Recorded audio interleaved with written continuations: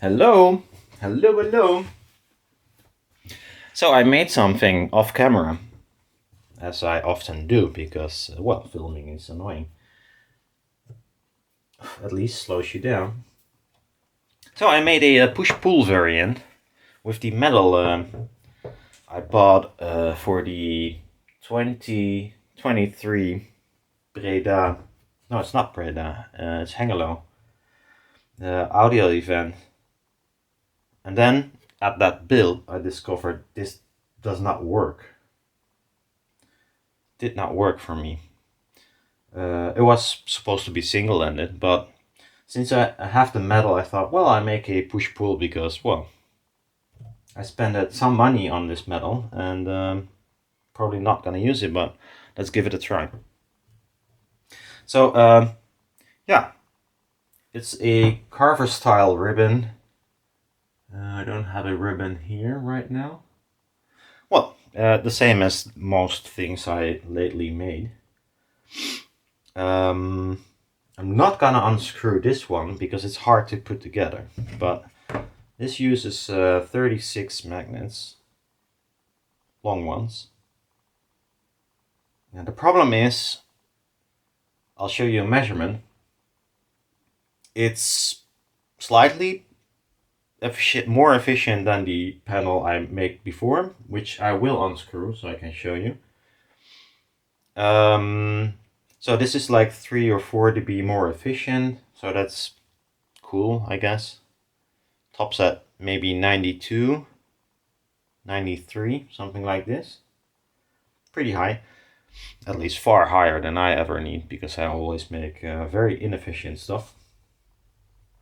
But yeah, the response also looks less nice than the cheaper variant I made with only 12 magnets. So 3 times as less. Well, I must say this is also longer, so it's not complete fair, but yeah, it uses at least double the magnets, this one does, and far more expensive metal. And I think one thing that might be a problem, well, several things. I think this metal suspended here above the tweeter, or the other side, depends on how you look at it, is annoying. If it's only on the back side, it looks better than having it on the front and back. So yeah, I'll put it here. So they were built like this. So you have the metal, you got like a spacer thingy, boop, and then I had foamy bits. And my laser cutter is not long enough, but yeah, like a foamy bit like this, and then not this one that will fit in here, or should fit in here. Why is it shorter? It's funny. It's not possible because they were fitting. Huh. Okay, well, anyhow, I might have like squished it sideways before I cut it, and now it like shrunk again. I think that's the problem. Well, anyhow, like this, and on the other side as well. So let's say like this. This one here. If it was not so small. Anyhow, and then the membrane will be sitting here, and then the other panel that comes on top of it has the same foamy bits. It works. The only thing I'm worried about is, and I noticed this before, and I think on DIY Audio they noticed this as well. If you combine the two panels, it's hard to say where the membrane will end up compared to the magnet. Sometimes it's closer to the magnets on one side, and will limit your max SPL or Xmax, which I never reached so far. I mean, distortion rises far before that, so might not be a problem, but it will be a problem in efficiency, or how loud one plays compared to the other one. Now, this might work, but I really do think I like single-ended better. And then the piece that holds the magnets, although this looks nice, does not have to be this fancy metal. Maybe it can, well, it probably can, but I need to change it then. It needs more open area. Not 2 slots, but maybe 4, or maybe even more. I found out with the 2023 hang-low build that actually normal metal like this works better. Maybe not in efficiency, because this is thinner and there is less metal to grab onto for the magnet. But it has less slot loading, sort of. So if it sucks, it's more spread out over a wider frequency, and that's why it doesn't look like it sucks all that much compared to this one. And there's, well, a huge benefit. This is costing almost nothing compared to this. Now, my idea for the... I actually already did it with the smaller ones, and I think I'm gonna make a larger one of it, is I do use foam. In this case, it's like window sealing thing. It's around 4 millimeter, slightly above, which is too bad, but that's what it is. I could not find anything else. This has an adhesive side and a non-adhesive side.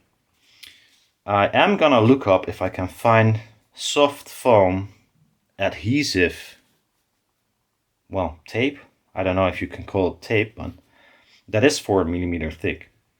Because what I want to do is add a layer here, well, like on all the sides, and then stretch out the membrane on the table and just put the frame on there and stick it to it.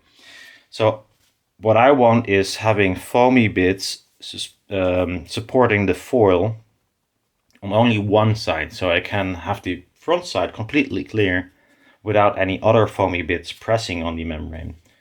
And eventually maybe push it towards the magnets and screw up my SPL between left and right.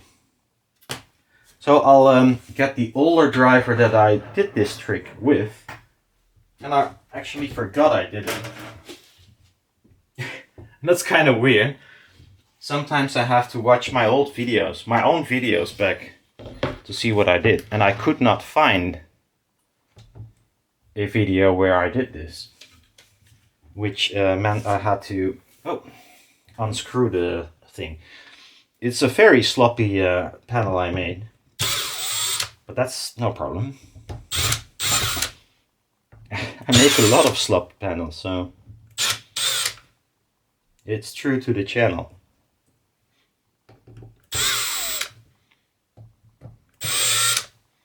This one I opened up, I think, a gazillion times because I stepped on one of the connection wires and then rip it off the foil, which is really annoying. So this one is not looking very nice, I'm pretty sure. You see, I had to botch it all together to make it work again. Yeah, this one looks really nasty, but here the aluminium is sitting on this crap. I added adhesive on the other side that has no adhesive, and then put it in, and I do not use any foam on this side. So I made this baffle to hold foam, but it's not there anymore. And that works actually much better. It also means that I do not have to machine the backside of the baffle, which is a enormous win. Now the thing I want to try is, if this slot is not here, it will be pressing here on the foam. I think that might work perfectly fine, and it will set the exact distance all over. So that will be cool. I mean, it cannot be lower than this face. So I think I'm gonna do that, because this one measures as good, if not better, than the push-pull variant, although slightly lower efficiency. I don't really care. I don't need 92 or 93 dB efficiency because they need to be larger anyway.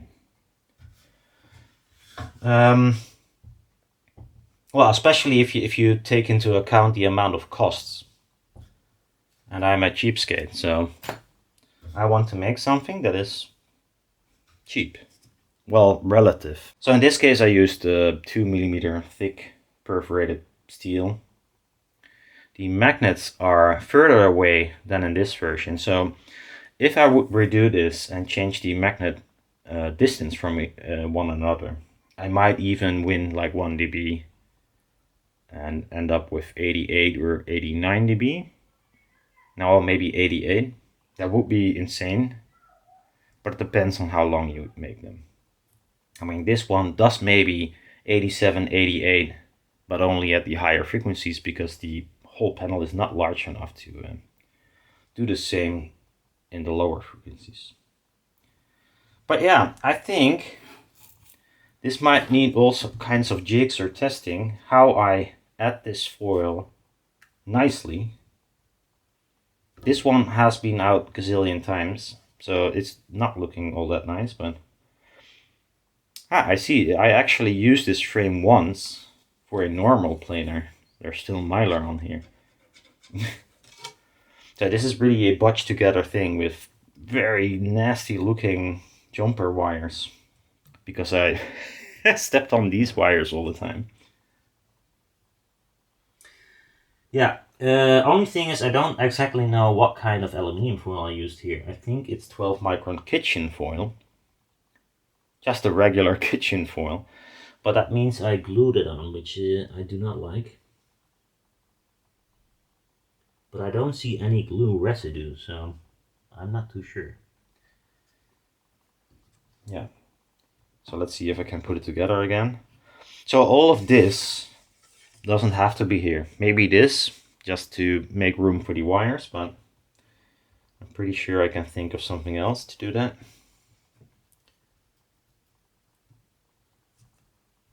This is a very professional looking driver. I know it's not, it looks like shit. Why is this on turbo?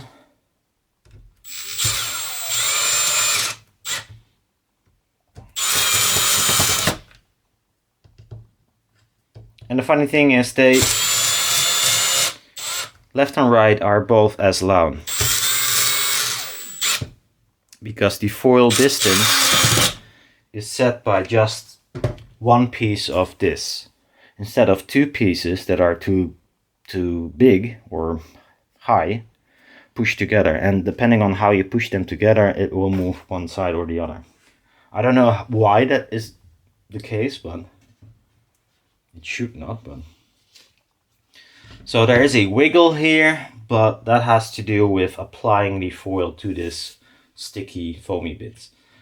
But overall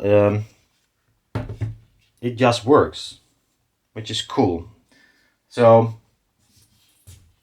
my work from yesterday, making this one that looks much better, is well, for nothing. Well, not completely. I mean, I learned that it doesn't work. At least not as good as I hope. Although I have my doubts, because in single-ended this piece of metal also did not work. Yeah, so once more, here are the frequency response. And if you look at distortion, at least at this volume, yeah, maybe the push-pull has some benefit, but not above 300 Hertz, not all that much. The only thing you can see change maybe is the second order harmonics. They might be lower, or should be lower, but they're less important. And I definitely do not hear any difference. But that doesn't say much. So that's my job for tomorrow. I don't want to make new frames, so maybe I'll use the frames I used already on the push-pull. and then just make a variant that is not push-pull, but overall has the same foil. That might be a good idea, because then I could actually one-on-one test this idea, the cheap crappy version idea, versus the push-pull version idea. Sounds like a plan. It does mean I end up with another pair that I probably will throw away, because I wanted to change other things as well, but we'll see about that. I mean, this metal I ordered in this width, like a whole plate, which is really nice. You just chop off the length you want and you can make a panel. That would be awesome. Instead of ordering this, that is, I don't know, 8 panels for a few €100 or 150. I have no clue. It was too much either way. So yeah, maybe tomorrow building video. Happy weekend, I want to say, but enjoy your weekend. Talk to you soon. Bye bye.